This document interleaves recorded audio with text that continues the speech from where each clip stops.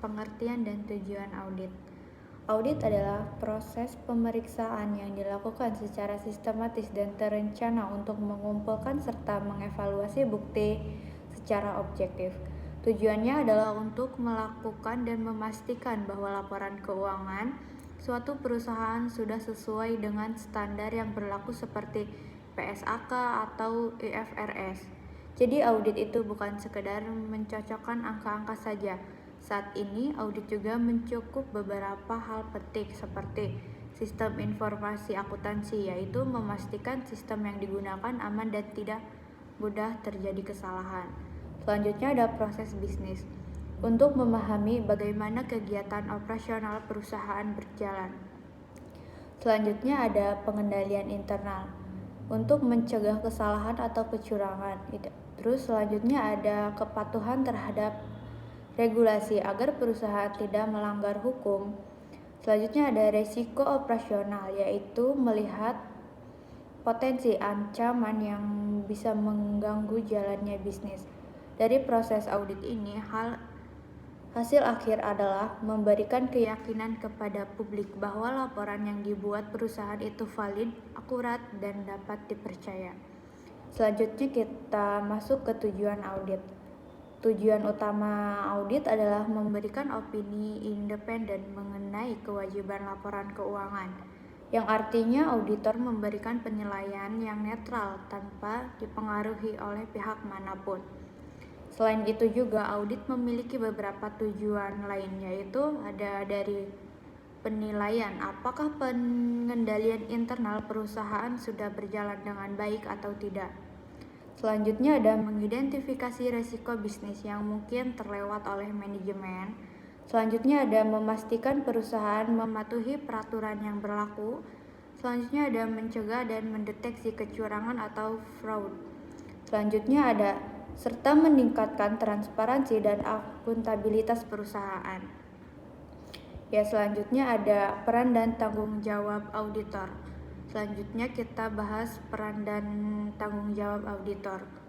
Auditor memiliki peran penting dalam menjaga kepercayaan terhadap suatu organisasi. Mereka membantu melindungi aset perusahaan, memastikan kepatuhan terhadap aturan serta meningkatkan transparansi.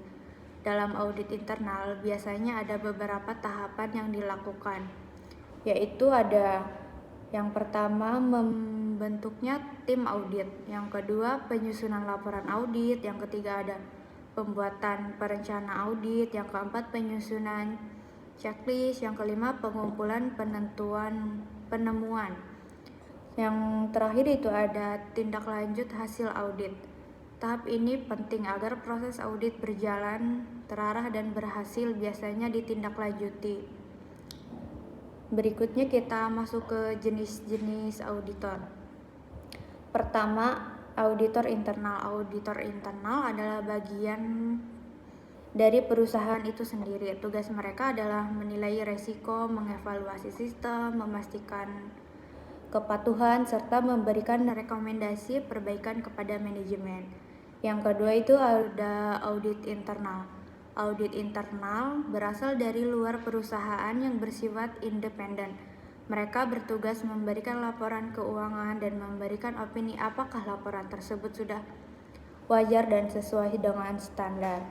Selanjutnya yang ketiga itu ada auditor TI. Auditor TI fokus pada sistem teknologi informasi. Mereka memberikan nilai sistem, mengidentifikasi risiko teknologi, serta memastikan pengelolaan data berjalan dengan baik. Ya, selanjutnya yang keempat ada auditor kepatuhan. Auditor kepatuhan bertugas memastikan bahwa perusahaan sudah mengikuti hukum dan regulasi yang berlaku. Mereka juga mengidentifikasi pelanggaran dan memberikan solusi perbaikan. Yaitu dari kesimpulan semuanya, sebagai kesimpulannya dari audit memiliki peran yang sangat penting dalam sebuah organisasi. Audit tidak hanya memastikan laporan keuangan yang akurat, tetapi juga membantu meningkatkan pengendalian internal, mengurangi resiko, serta menjaga kepercayaan publik terhadap perusahaan. Selanjutnya itu ada audit risk. Nah, di bagian ini kita akan membahas tentang audit risk atau risiko audit. Nah, di mana audit risk ini adalah kemungkinan auditor memberikan opini bahwa laporan keuangan sudah wajar, padahal sebenarnya masih ada kesalahan atau salah saji yang nilainya material. Jadi, tujuan auditor itu adalah menekan risiko ini serendah mungkin agar opini yang diberikan benar-benar dapat dipercaya. Nah, perlu diingat bahwa auditor itu tidak menjamin laporan keuangan itu bebas dari kesalahan 100%, tetapi auditor itu harus memberikan keyakinan yang memadai atau reasonable assurance bahwa tidak ada salah saji material. Nah, audit risk ini terdiri dari 3 komponen, yaitu inherent risk, control risk, dan detection risk. Nah, untuk inherent risk atau IR, yaitu risiko bawaan yang memang sudah ada dalam suatu transaksi atau bisnis sebelum ada pengendalian. Misalnya, perusahaan itu bergerak di bidang investasi atau teknologi yang transaksinya itu rumit.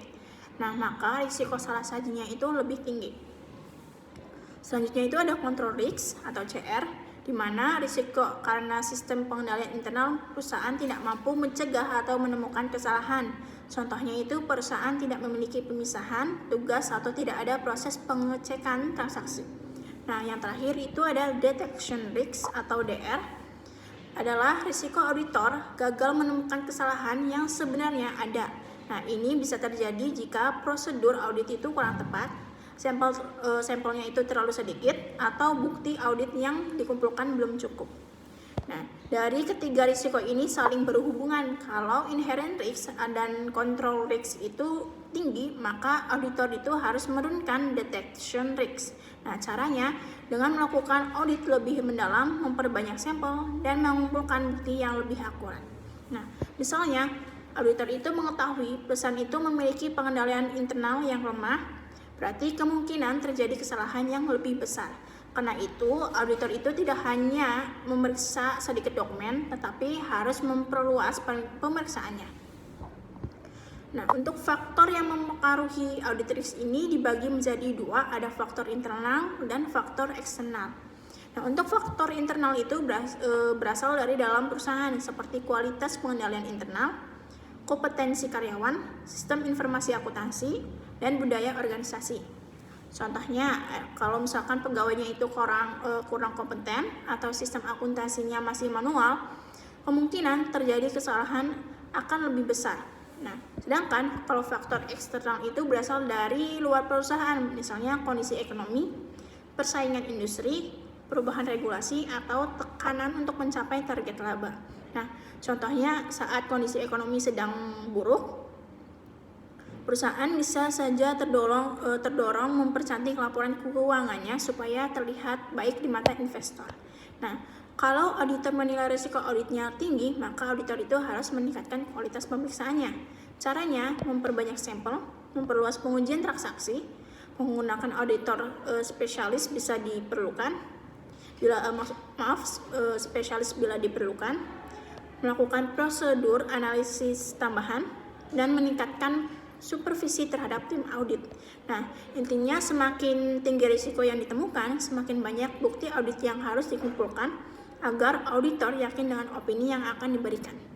Nah, sini ada rumus audit risk, yaitu ada AR sama dengan IR dikali CR dikali DR. Nah, pada contoh ini diketahui bahwa IR-nya itu 80%, CR-nya itu 70%, DR-nya itu 10%. Nah, maka perhitungannya IR sama dengan 80% atau 0,80 dikali CR sama dengan 70% atau 0,70 dikali DR sama dengan 10% atau 0,10. Nah, sama dengan 0,056 atau bisa dibilang 5,6%. Nah, yang artinya masih ada kemungkinan sebesar 5,6% auditor itu memberikan opini yang salah terhadap laporan keuangan yang ternyata masih mengandung salah saji material. Nah, semakin kecil angka audit risk, semakin baik kualitas audit yang dilakukan. Selanjutnya, konsep risiko salah saji material atau risk of material misstatement. Risiko salah saji material adalah risiko bahwa laporan keuangan mengandung kesalahan atau salah saji yang bersifat material sebelum dilakukan audit. Salah saji tersebut dapat terjadi karena kesalahan maupun kecurangan. Risiko ini merupakan gabungan dari risiko bawaan dan risiko pengendalian. Artinya, semakin tinggi risiko bawaan dan risiko pengendalian suatu perusahaan, maka semakin besar kemungkinan laporan keuangan mengandung salah saji material. Oleh karena itu, auditor harus mengumpulkan bukti audit yang lebih banyak agar dapat memberikan opini yang tepat terhadap laporan keuangan. Selanjutnya, risiko salah saji material dibagi menjadi 2 tingkat, yaitu tingkat laporan keuangan dan tingkat asersi. Pertama, risiko salah saji material pada tingkat laporan keuangan. Risiko ini merupakan risiko yang dapat mempengaruhi laporan keuangan secara keseluruhan. Jika risiko pada tingkat ini tinggi, maka auditor harus lebih berhati-hati karena kesalahan yang terjadi dapat berdampak pada banyak akun dalam laporan keuangan. Beberapa faktor yang dapat meningkatkan risiko ini antara lain ketidakmampuan manajemen dalam mengelola perusahaan, lemahnya pengawasan dari dewan direksi, sistem dan catatan akuntansi yang tidak memadai, kondisi ekonomi yang memburuk, serta perusahaan yang beroperasi pada industri yang mengalami perubahan dengan cepat. Selanjutnya adalah risiko salah saji material pada tingkat asersi. Asersi merupakan pernyataan manajemen mengenai kewajaran setiap transaksi, saldo akun, penyajian, dan pengungkapan dalam laporan keuangan. Sesuai dengan standar audit yang berlaku umum, auditor wajib menilai risiko pada setiap asersi agar dapat menentukan prosedur audit yang tepat. Pada tingkat ini terdapat 2 komponen utama, yaitu risiko bawaan dan risiko pengendalian. Risiko bawaan adalah risiko yang memang melekat pada suatu transaksi atau akun sebelum mempertimbangkan pengendalian internal perusahaan. Misalnya, estimasi biaya reklamasi pada perusahaan tambang yang memerlukan perhitungan kompleks sehingga memiliki risiko salah saji yang tinggi. Sedangkan risiko pengendalian adalah risiko bahwa sistem pengendalian internal perusahaan gagal mencegah atau mendeteksi salah saji material secara tepat waktu. Contohnya, perusahaan tidak memiliki pemisahan tugas atau tidak menetapkan otorisasi terhadap transaksi bernilai besar, sehingga peluang terjadi kesalahan menjadi lebih tinggi. Untuk mengetahui tingkat risiko tersebut, auditor melakukan prosedur penilaian risiko. Tujuannya adalah memperoleh pemahaman mengenai kondisi perusahaan, lingkungan bisnis, dan efektivitas pengendalian internal sebelum audit dilaksanakan. Prosedur penilaian risiko dilakukan dengan beberapa cara, yaitu mengajukan pertanyaan pada manajemen dan pihak terkait, melakukan prosedur analitis, melakukan observasi dan investigasi, berdiskusi dengan tim audit, serta melaksanakan prosedur penilaian risiko lainnya. Melalui prosedur ini, auditor dapat mengidentifikasi area yang memiliki risiko salah saji material, sehingga proses audit menjadi lebih efektif. Selanjutnya, terdapat jenis-jenis risiko yang perlu menjadi perhatian auditor. Jenis yang pertama adalah risiko penipuan, yaitu risiko ketika perusahaan dengan sengaja memalsukan informasi keuangan untuk menutupi kecurangan. Kedua, risiko ekonomi, akuntansi, dan perkembangan lainnya, yaitu risiko yang timbul akibat perubahan ekonomi, perubahan standar akuntansi, maupun perkembangan lingkungan bisnis. Yang ketiga adalah transaksi kompleks, yaitu transaksi yang sulit dipahami karena merupakan transaksi baru, melibatkan standar akuntansi yang rumit, atau memiliki perjanjian bisnis yang kompleks. Keempat adalah transaksi signifikan dengan pihak berelasi. Risiko ini cukup tinggi karena transaksi dengan pihak berelasi berpotensi digunakan untuk memanipulasi laporan keuangan apabila tidak dicatat dengan jujur. Yang terakhir adalah tingkat subjektivitas dalam pengukuran, yaitu kondisi ketika perusahaan harus membuat estimasi akuntansi yang sangat bergantung pada pertimbangan manajemen sehingga meningkatkan kemungkinan terjadinya salah saji material. Baik, selanjutnya di sini ada studi kasus yang dimana kita gunakan sebagai contoh nyata dari materi yang kita bahas kali ini, yaitu judulnya adalah manipulasi laporan keuangan pada PT Garuda Indonesia tahun 2018. Nah, yang pertama di sini saya akan menjelaskan mengenai profil kasusnya terlebih dahulu, yaitu nama perusahaannya adalah PT Garuda Indonesia Persero Tbk, lalu tahun buku laporan keuangannya adalah tahun 2018 yang mencuat di tahun 2019. Dan regulator yang menangani kasus ini itu adalah Otoritas Jasa Keuangan (OJK) bersama dengan Pusat Pembinaan Profesi Keuangan (PPK) dan Bursa Efek Indonesia (BI). Oke, jadi latar belakang dari kasus ini itu bermula pada tahun 2019 ketika laporan keuangan PT Garuda Indonesia tahun buku 2018 itu dicurigai oleh otoritas keuangan seperti OJK, PPK, dan Bursa Efek Indonesia. Nah, setelah diselidiki, ternyata ditemukan adanya manipulasi besar dalam pengakuan pendapatan perusahaan yang tidak sesuai dengan kondisi aslinya. Lalu bagaimana sih cara mereka memanipulasi data tersebut? Jadi, manajemen Garuda itu melakukan praktik window dressing atau mempercantik laporan keuangan dengan cara menggelembungkan pendapatan mereka. Nah, modusnya, mereka itu langsung mengakui nilai kontrak kerjasama dengan PT Mahatata sebesar 239,94 juta dolar AS sebagai pendapatan tahun berjalan mereka. Padahal secara aturan akuntansi, uangnya itu belum diterima dan masih berupa piutang, jadi belum boleh diakui sebagai pendapatan yang sah. Nah, dampak dari manipulasi ini itu sangat kontras, di mana laporan awal yang dirilis ke publik, Garuda itu memamerkan seolah-olah mereka untung atau meraup laba bersih sebesar 5,2 juta dolar AS. Namun fakta realnya, jika kontrak Mahathir tadi tidak dimasukkan, Garuda itu sebenarnya mengalami kerugian yang sangat besar, mencapai 244 juta dolar AS. Nah, rekayasa ini itu sengaja dilakukan demi menjaga citra di mata investor mereka. Nah, melihat pelanggaran fatal ini, OJK itu bertindak tegas dan menjatuhkan 3 lapis sanksi denda. Yang pertama, denda 100 juta rupiah untuk korporasi Garuda Indonesia.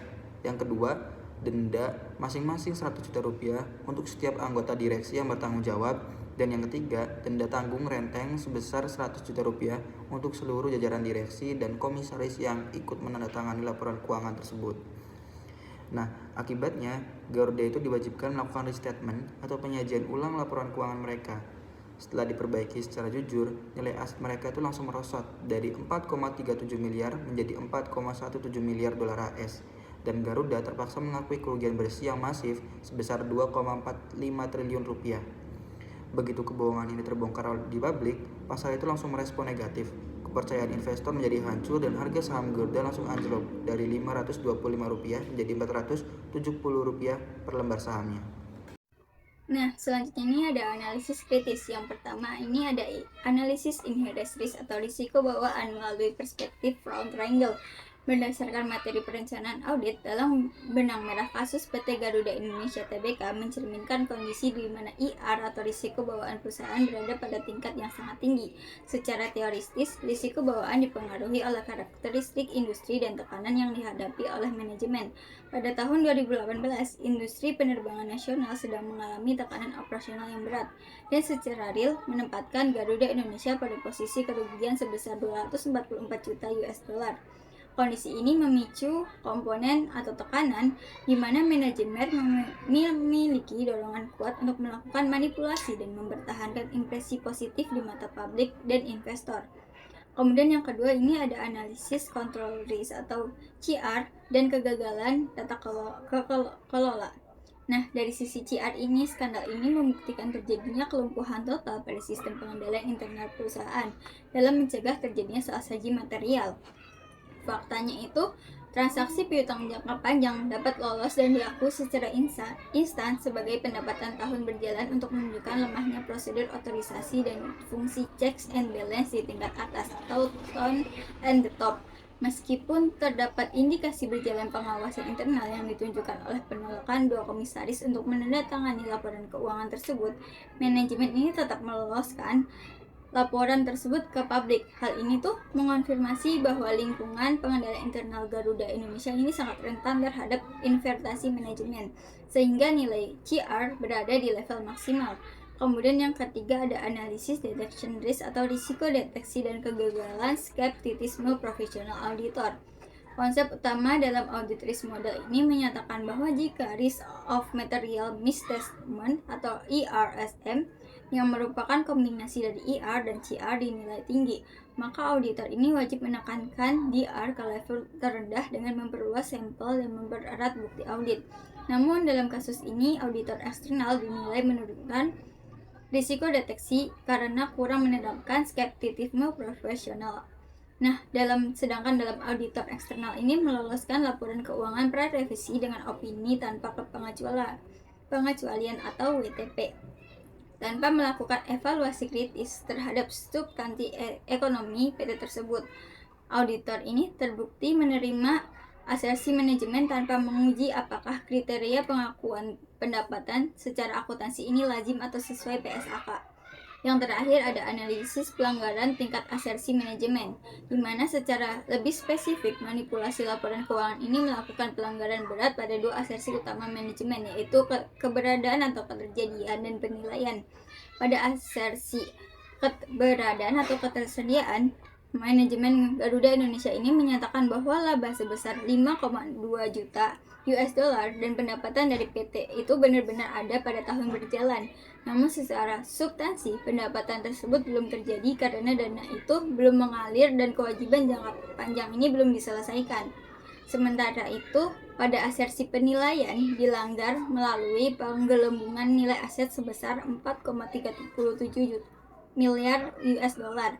Nah, proses penyajian ulang yang diperintahkan oleh OJK ini membuktikan adanya salah saji penilaian aset sebesar 204 juta US dollar, di mana nilai aset real perseorangan ini ternyata hanya sebesar 4,17 miliar US dollar. Kemudian ada kesimpulan analisis, di mana kasus Garuda Indonesia memberikan pelajaran berharga dalam mata kuliah auditing ini, yang menerangkan bahwa perencanaan audit yang efektif ini tidak boleh hanya berpatokan pada pemeriksaan angka di atas kertas, melainkan harus memahami proses bisnis, risiko organisasi, dan substansi hukum dari setiap transaksi secara menyeluruh. Perubahan drastis performa keuangan pasca risk treatment dari klaim keuangan menjadi kerugian nyata sebesar 2,45 triliun menegaskan bahwa kegagalan auditor dalam merespon risiko salah saji material akan membawa dampak fatal yang merupakan kredibilitas prosesi akuntan sekaligus stabilitas kepercayaan investor di pasar modal.